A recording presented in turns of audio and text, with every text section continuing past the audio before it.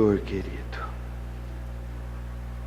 Bom, irmãos, nós estamos agora tratando desse assunto.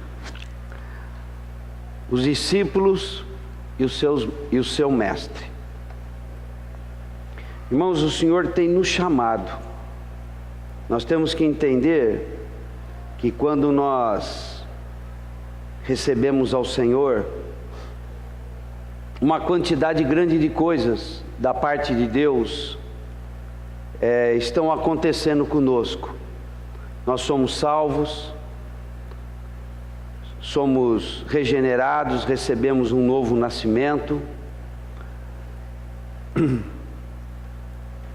E entre outras coisas, nós recebemos um chamamento para sermos discípulos do Senhor.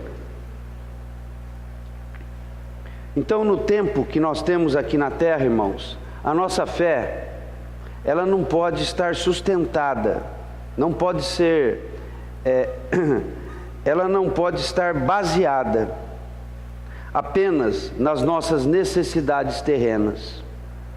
Não podemos ser cristãos de buscar o Senhor apenas porque vivemos nesse mundo difícil. O Senhor cuida de nós.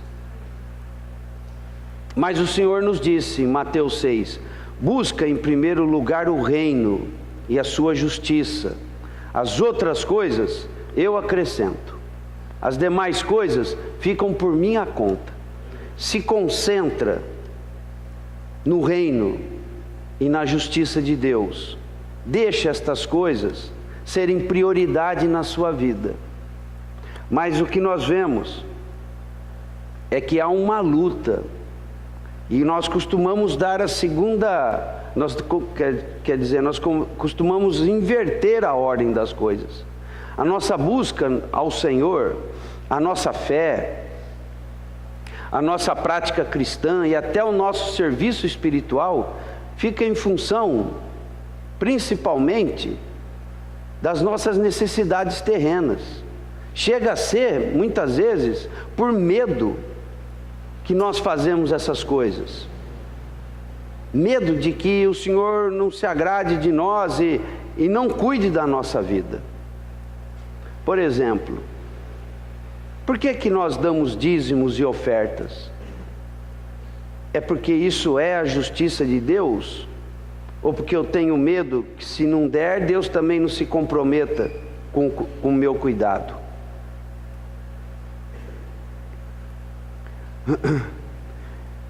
Então, a nossa experiência com Deus, ela não deve ser em função da nossa necessidade terrena.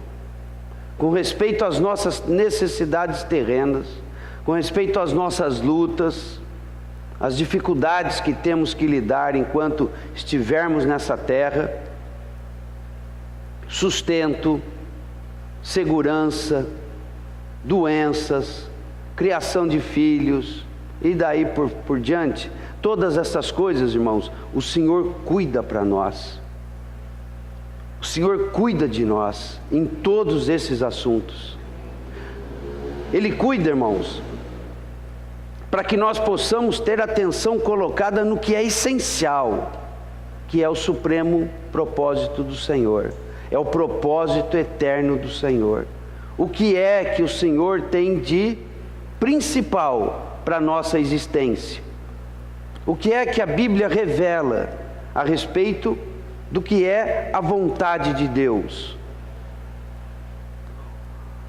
Em Apocalipse 4, quando Deus, o Pai, sentado no seu trono, recebe a adoração dos seres dos céus, os anjos, eles dizem, tudo foi feito por causa da tua vontade. Sim, por causa da sua vontade vieram a existir. Então, irmãos, principalmente nós, viemos a existir por causa da vontade do Senhor. A nossa existência tem a ver com a vontade do Senhor. O homem criado à imagem e semelhança de Deus é para um propósito elevadíssimo. Deus quer se unir a nós. E Ele espera que o nosso coração seja de nos unirmos a Ele. E nessa mistura nossa com Ele, da criatura com o Criador, Deus quer realizar o seu propósito e colocar Cristo no centro do nosso viver. E aprendermos com o Filho amado, no qual o Pai tem todo o prazer, aprendermos com Ele a sermos como Ele mesmo. Aprendermos com Cristo, de modo que Ele mesmo seja formado dentro de nós. O seu caráter seja formado em nós. Irmãos, não podemos falar verdadeiramente em transformação de vida se não houver formação do caráter de Cristo em nós. Quando fala em termos a vida transformada, não podemos nos contentar em antes eu bebia, agora não bebo. Antes eu fumava, agora não fumo. Antes eu tinha câncer, agora eu não tenho mais. Antes eu era nóia na rua, agora não sou mais. Não. O Senhor tem nos chamado para algo extremamente precioso. O Pai quer formar Cristo em nós. E é através desse trabalhar do Espírito Santo que nos foi outorgado, que nos foi dado, esse trabalhar do Espírito Santo que vai formando Cristo, o caráter de Cristo em nós, é que nós vamos nos tornando filhos maduros de Deus, é que nós vamos nos tornando noiva ataviada do Senhor, é que nós vamos nos tornando aquilo que o Senhor quer em nós. É no trabalhar do Espírito em nós para produzir o caráter de Cristo que nós vamos sendo edificados em igreja gloriosa. O pai encontra seus filhos, o filho encontra a sua noiva e o Espírito Santo encontra o seu lugar de habitação. Como é que nós vamos nos tornando, deixando de ser filhos infantis, para sermos filhos maduros, capazes de herdar, capazes de assumir o reino? Como? Senão através da formação de Cristo em nós. Então, precisamos desse trabalhar do Espírito. Temos que concentrar a nossa fé nisso, em Cristo ser formado em nós. Porque à medida em que nós permitimos o trabalhar do Espírito, e vamos nos conformando a Cristo, o Senhor vai obtendo o que Ele quer. O pai obtém filhos maduros, o filho obtém uma noiva ataviada, e o Espírito Santo obtém um lugar de habitação, uma igreja gloriosa, que é mostrada de maneira esplêndida na figura da Nova Jerusalém, em Apocalipse 21.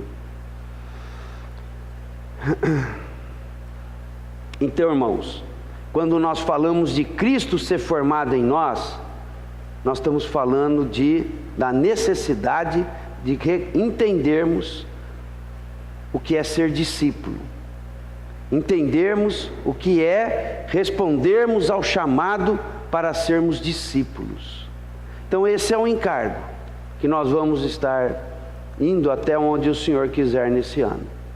Há muita coisa na palavra a respeito de discípulo e mestre, não só nos evangelhos, mas nós vemos também Paulo dizendo: sede meus imitadores, como eu sou de Cristo.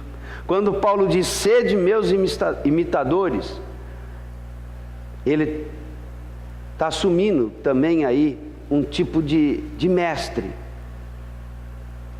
Um tipo de mestre. É interessante que no começo do ministério de Paulo, aqueles que recebiam o evangelho a partir de Paulo eram chamados de discípulos de Paulo. Mas depois isso desaparece ao longo do livro de Atos. Mas nas epístolas, nós vemos Paulo dizendo: sede meus imitadores, como eu sou de Cristo. Então o que é ser imitador de alguém? É ser discípulo dele. O que é um discípulo? É alguém que imita o seu mestre. É alguém que quer ser como o seu mestre. E que espiritualmente falando para nós, é alguém que tem um mestre sendo formado dentro de si mesmo. Mas Paulo não é depois, a não ser no início da sua vida cristã, depois ele não é mais tratado de mestre, e os que aprendem com ele também não são chamados mais de seus discípulos. Mas Paulo diz: sede meus imitadores, como eu sou de Cristo. Então parece que Paulo se tornou um mestre em mostrar aos irmãos como segue o mestre. Então ele não era mestre de si mesmo, ele era apenas um mestre que ensina para os irmãos a como seguir o mestre. Paulo se tornou um mestre em seguir um mestre. Os irmãos entendem? Ele era um mestre não para que ele fosse formado, não para que ele estivesse no centro, não para que ele tivesse seguidores. Ele se tornou um mestre de como se torna um seguidor. Ele se tornou um mestre de como se deixa Cristo ser formado em si. Ele se tornou um mestre de como colocar Cristo no centro da sua vida. Então quando ele diz: não sou eu mais quem vive, mas Cristo vive em mim, ele se tornou mestre dessas coisas. Então ele disse: irmãos, o Senhor Jesus não está mais aqui, Ele está nos céus. E o Espírito Santo não é visível, é invisível. Mas eu vou te dar uma amostra do que você pode ver. Veja em mim um discípulo, um modelo de discípulo. Aprenda comigo a como ser um discípulo, um seguidor do Cordeiro. Então nós vamos ver essas coisas de Paulo. No Velho Testamento, Eliseu foi mestre, foi discípulo de Elias. E Elias mesmo teve os seus discípulos, pessoas que depois o sucediam. E Eliseu foi extremamente ousado. Falou: o que você quer? O Elias perguntou para ele: eu quero o dobro do teu espírito. Eu quero ser bem melhor do que você. Não bem melhor para aparecer ou fazer mais milagres, não. Eu quero mais do seu poder, eu vou precisar disso. Então nós estávamos conversando e o irmão me falou: nós vemos 8 grandes sinais ou milagres de Elias. E de Eliseu, na história de Eliseu, nós vemos 16 grandes milagres. Então ele foi o dobro, né? Bom, então agora vamos nos concentrar um pouco aqui nessa questão de seguirmos ao Senhor e vermos o exemplo dos chamamentos dos discípulos. Nós já vimos na semana passada o chamamento primeiro de André, depois de Pedro, de João, de Tiago, e se Natanael é de fato Bartolomeu também, né? E de Filipe. Nós fomos vendo esses chamamentos. Agora, hoje nós vamos ver o chamamento de Mateus. Esses nós vemos o Senhor fazendo um chamamento a eles. Os outros não nos é dito como o Senhor os chamou, né? Mas desses nós vemos a história do chamamento. O chamamento para serem discípulos, deixarem tudo e o seguirem. Então, vamos avançar. Antes, vamos considerar o significado da palavra discípulo. Da palavra discípulo. Prestem atenção aí, irmãos. A palavra discípulo é usada em português para traduzir uma palavra do grego. A palavra discípulo no português vem do latim, discípulos. Discípulos. Vem do latim. Então no português nós temos a palavra discípulo, que vem do latim discípulos. No grego o que nós temos é a palavra mantano. Não, acho que eu fiz errado aqui. É matete, mas tudo bem, depois eu corrijo.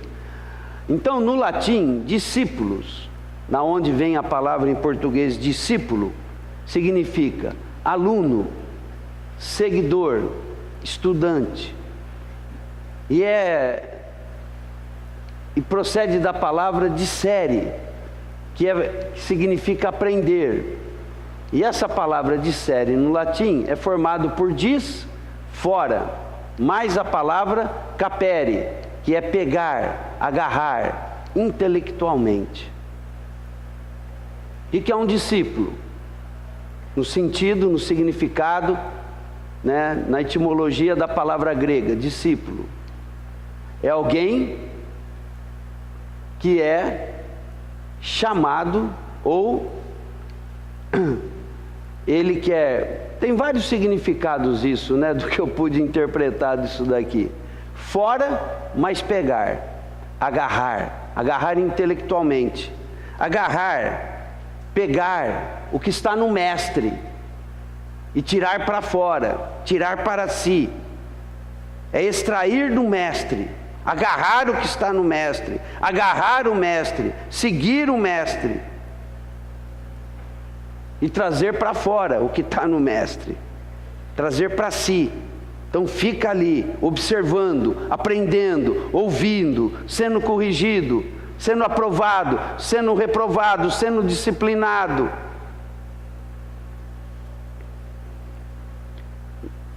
E num outro sentido, nós poderíamos dizer que fora, mas pegar, significa você sair fora de tudo para agarrar o que está no mestre. Como os discípulos, e deixaram tudo.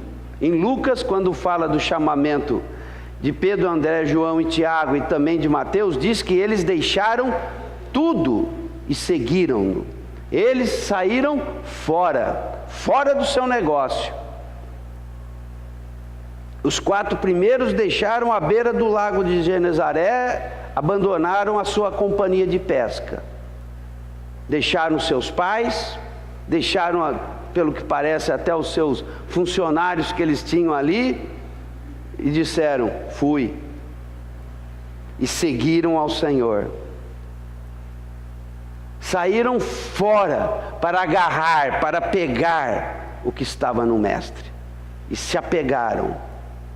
E tem aquela frase que nós vamos repetir muitas vezes, porque é uma frase, ao que parece, muito usual na relação mestre e discípulo, que é se cobrir com o pó do mestre. Então pensa naquela antiguidade, o mestre andando por aquelas estradas empoeiradas, né? E o discípulo atrás. É que nem quando eu vou entrar em casa pela estrada de Jacutinga, para cortar caminho, para não ter que ir até lá em cima, então eu pego um atalho em estrada rural, né? Agora está quase que virou tudo cidade. Mas quando eu saio ali da via, da via que liga Araras, Rio Claro, e eu vejo que alguém vai entrar na minha frente, alguém está querendo entrar ali, eu procuro ir na frente, porque se eu for atrás eu vou ficar coberto de poeira. Quando o tempo está meio úmido, não vai levantar poeira, então não tem tanta pressa. Mas quando o tempo está seco, ainda mais naqueles dias muito seco, e eu vejo que alguém está indo, embicando ali também, eu procuro ir mais rápido, né? Para não pegar a poeira do de trás, porque levanta poeira. No caso de ser discípulo e mestre, não é o contrário. Você não faz esforço nenhum para passar o mestre, você fica atrás do mestre, como se o mestre andasse e jogando poeira em você, e você fica coberto da poeira do mestre, porque você é um seguidor dele, e você o segue, e aquela poeira vai te cobrindo.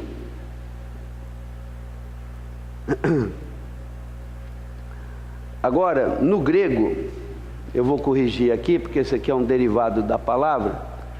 No grego quer dizer aprendiz, é alguém que está aprendendo. Pupilo, que é o mesmo que aluno. Discípulo, seguir seus preceitos e instruções, é aquele que segue os preceitos e instruções do mestre. É aquele que aprende, que é avaliado, que aumenta o próprio conhecimento, que cresce em conhecimento, que aprende a ouvir, é alguém que está informado a respeito do que o mestre tem a lhe passar, é aquele que aprende pelo uso e pela prática. Então não é só uma questão de um aprendizado teórico, ou no nosso caso doutrinário, mas é alguém que aprende pelo uso e pela prática, ou seja, tem uma fé dinâmica, não apenas uma fé de acumular conhecimentos, ter o hábito de, estar acostumado ou seja, o discípulo é alguém que aprende pelo uso, que pratica, até aquilo se tornar dele o quê? Um hábito. E ele acaba por estar acostumado às coisas do mestre, à vida do mestre, às maneiras do mestre, aos princípios, à filosofia. Ele é absolutamente um seguidor do mestre, até o mestre ser formado nele.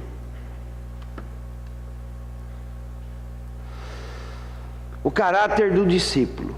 Essa passagem, esqueci de anotar aí, ela está em Apocalipse 14.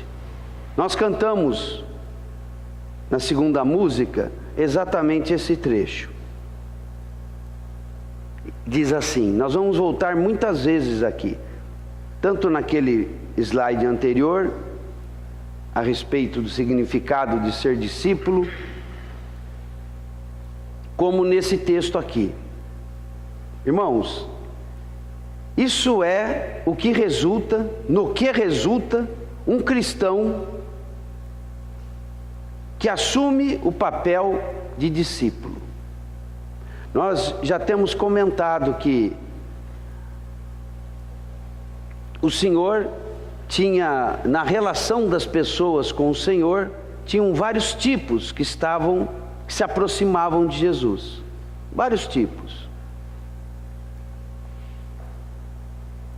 O que estavam mais perto dele, ou seja, estavam até mesmo na intimidade dele, de manhã, à tarde, à noite, e até de madrugada, dormiam com o Senhor, ou faziam vigília com o Senhor, ou estavam com o Senhor até quando o Senhor estivesse trabalhando, porque o Senhor dormia, e os discípulos também dormiam, né? Trabalhavam bastante, o povo corria atrás deles, mas eles tinham uma hora que tinham que parar, né? Jesus aproveitou, por exemplo, na hora que estava atravessando o lago de Genezaré naquele barquinho, ele aproveitou para dormir. Os discípulos não dormiram naquela viagem, mas o Senhor dormiu. Então, eles estavam o tempo todo andando com o Senhor. Esses eram os mais íntimos. Tinha as multidões. As multidões é aqueles que iam até o Senhor para ouvir um sermão ou outro, ficavam maravilhados, ou para receber um milagre, ou para receber uma libertação de demônios, iam atrás de curas. Mas eles não assumiam propriamente um compromisso com o Senhor. Eles eram admiradores do Senhor, eles iam até o Senhor porque viam o poder que fluía dele, o amor que fluía dele e o benefício que as pessoas recebiam. Então eles iam em busca de soluções para problemas críticos na sua vida, mas também não se comprometiam a estar na intimidade do Senhor, como os discípulos. Haviam também os opositores, aqueles que quando iam para provocar o Senhor de alguma forma. E acredito que tinha os que não estavam nem aí, né? Não era nem discípulo, nem multidão e nem perseguidor. Os que não se importavam com o Senhor. Mas o Senhor caminhava também entre eles, O Senhor tinha uma vida social normal. Mas em se falando do discípulo, daqueles que quando chamados, deixam tudo e seguem o Senhor. Nos exemplos que eu dei, nós vimos pessoas que deixaram a sua atividade profissional. Pedro fala em deixar família e seguiram ao Senhor.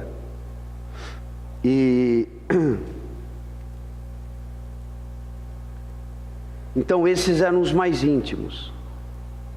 Mas o Senhor está nos chamando, não necessariamente para deixarmos o emprego. Alguns sim. Mas, no mínimo, irmãos, se queremos ser discípulos do Senhor, nós temos que estar determinados a deixar o mundo, a renunciar à carne e a renunciar o mundo. Naquele caso, o Senhor fez um chamamento especial e eles tiveram que renunciar, e para eles não custou nada. Renunciaram à sua própria vida profissional e à sua fonte de sustento. Paulo, em Filipenses, ele diz que ele renunciou a tudo. Ele chegou até uma alta posição entre os judeus, não é isso? Mas ele falou, tudo isso para mim é lixo, refúgio, esterco, e eu deixo tudo para ganhar a Cristo. Não é isso? Então, o Senhor nos chama. E se queremos de fato sermos discípulos do Senhor, nós vamos ver com calma, as palavras de Jesus são: se você não renuncia a tudo, você não pode ser meu discípulo. Então, irmãos, no que diz respeito aos valores desse mundo, as coisas que os homens prezam, como nós compartilhamos logo no início, aquilo que as pessoas estão apegadas, o Senhor fala, renuncia. Busca o reino de Deus, busca a sua justiça em primeiro lugar. Tira o coração das demais coisas, que eu cuido das suas necessidades. Coloque sua atenção, o seu esforço, a sua dedicação no reino de Deus. Me coloque em primeiro lugar na sua vida. O resto, você deixa em segundo, em terceiro, em quarto.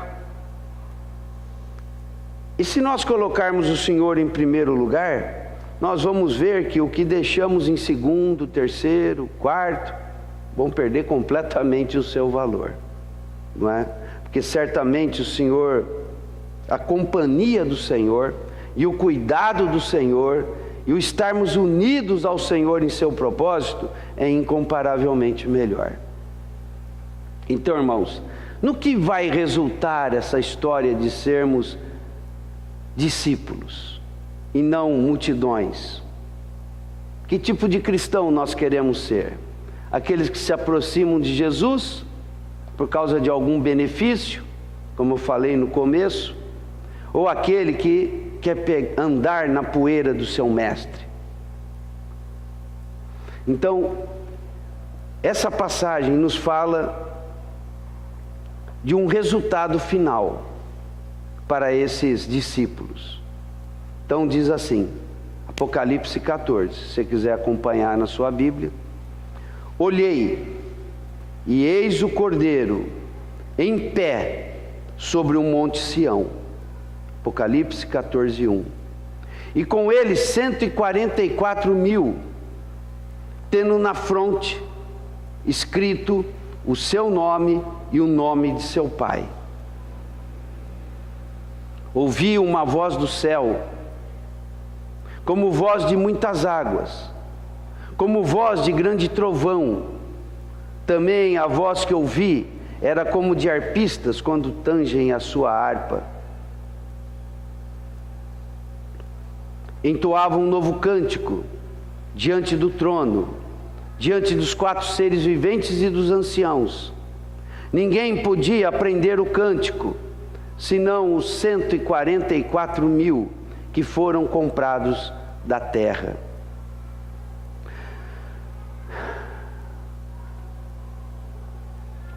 Eis o Cordeiro em pé no Monte Sião. O Monte Sião aqui não está falando propriamente do Monte Sião lá em Israel. Está falando no Monte Sião celestial, o terceiro céu. E com ele, 144 mil.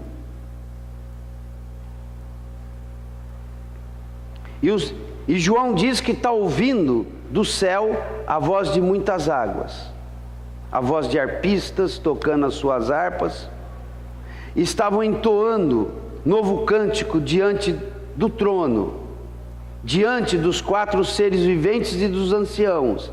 Quem estava diante do trono, dos 4 seres viventes e dos anciãos, que são seres relatados no capítulo 4 e 5, na adoração ao Pai e ao Filho? Quem estava agora junto com eles? Os 144 mil. E quem são esses 144 mil que entoavam um novo cântico diante do trono e diante daqueles seres celestiais? E ninguém pôde aprender o cântico, senão os 144 mil que foram comprados da terra. Comprados da terra. São esses os que não se macularam. Agora que vai começar a descrever características desses que são vencedores. Eu não quero falar aqui de Apocalipse, tá? O que significa 144 mil, mesmo porque até hoje eu não entendi isso. Então essas coisas de Apocalipse são muito complicadas, tem muito palpite a esse respeito. Então eu quero ficar só sobre o cenário e o fato em si. O cenário é o céu, o terceiro céu. E o fato é que tem uma turma de privilegiados ali, que foram comprados da terra, que tem o nome do Pai gravado na fronte. E eles estão ali cantando um cântico que ninguém sabe além deles. E diz assim: são estes os que não se macularam com mulheres, porque são castos. São seguidores do Cordeiro, por onde quer que vá.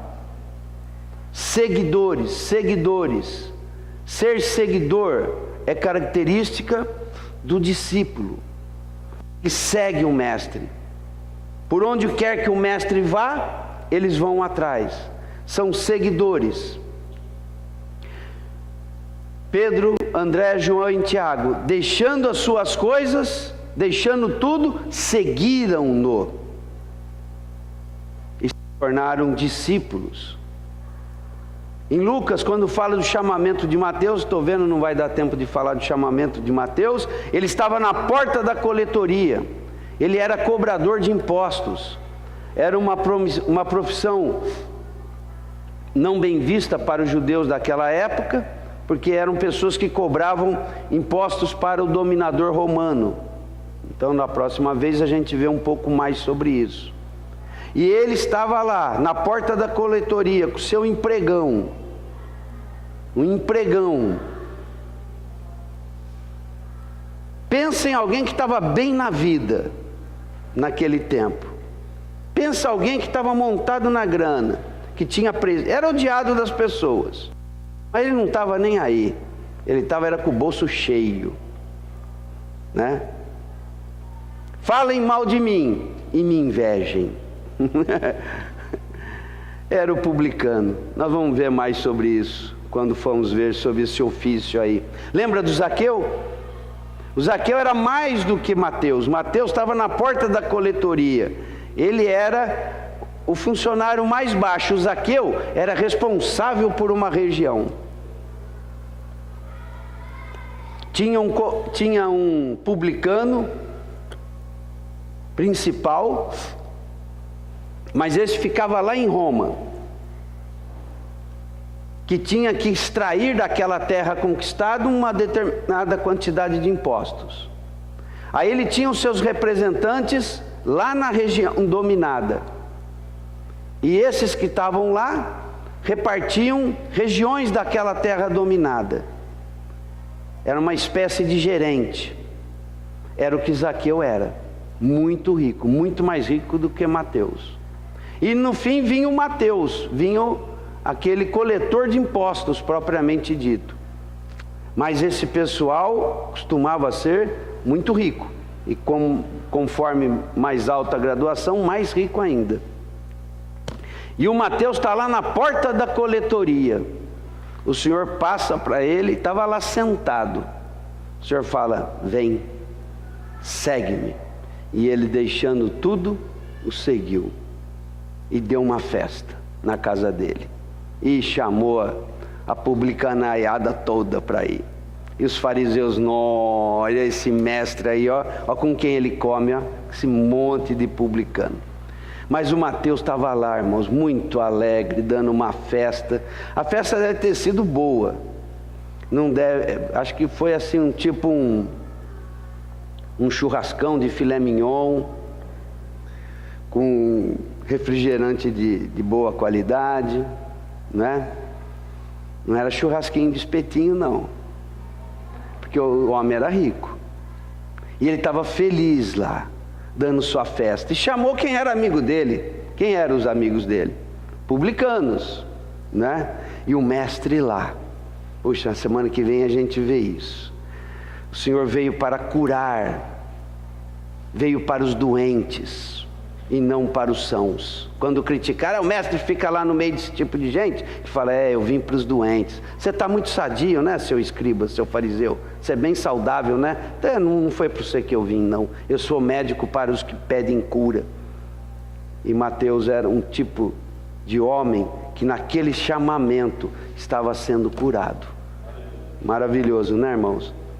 Está com inveja deles? Ele tinha 3 carrões. Não, mas ele precisava de cura, estava doente. E agora o mestre chegou, e o mestre é o médico dele. O médico vai ensinar tudo a respeito de Deus e vai curá-lo das suas enfermidades.